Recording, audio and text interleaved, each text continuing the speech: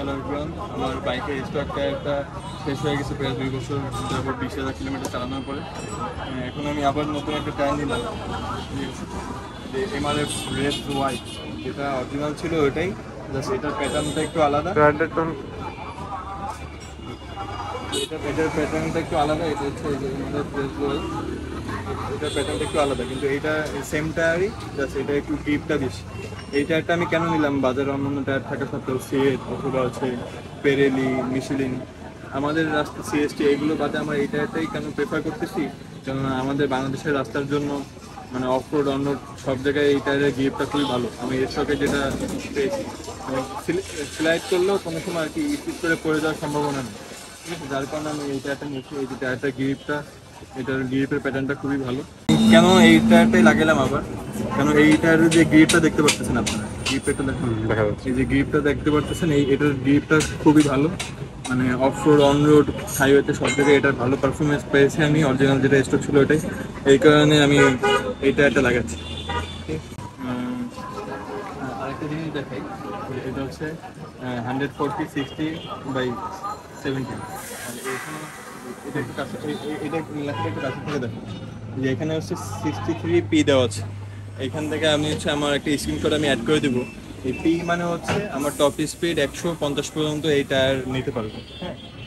এই পি লোগোটা দেওয়া হচ্ছে, আমার বাইকে 133-এর উপরে আমি কোনো সময় পাইনি, যার কারণে আমি এটাই আবার লাগাচ্ছি। আর এটার গ্রিপটা খুবই ভালো।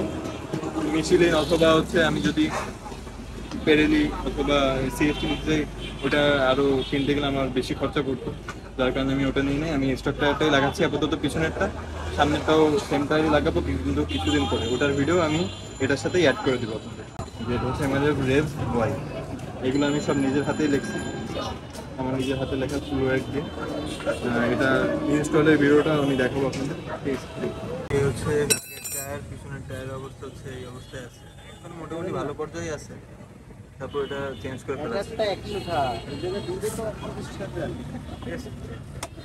টায়ারটা খোলা হচ্ছে।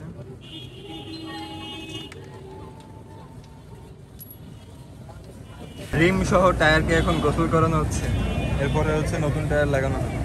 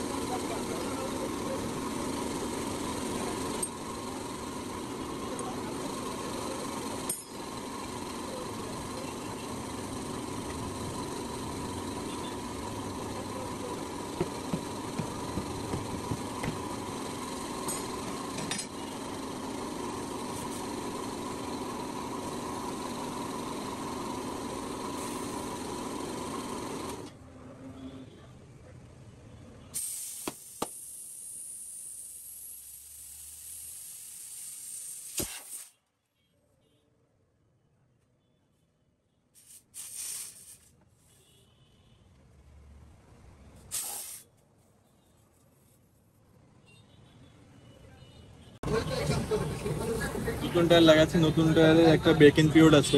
এটা হচ্ছে 300 থেকে 400 কিলোমিটার পর্যন্ত আমাকে একটু রিল্যাক্সে চালাতে হবে। 3 থেকে 400 কিলোমিটার পরে আমি আবার আগের মতো নতুন টায়ার লাগালে যে ভালো পারফরমেন্সটা পাবে ওইটাই পাবো, কিন্তু প্রথম আমার 3 থেকে 400 কিলোমিটার একটু রিল্যাক্সে চালাতে হবে, নাহলে টায়ার স্লিপ করার সম্ভাবনা আছে।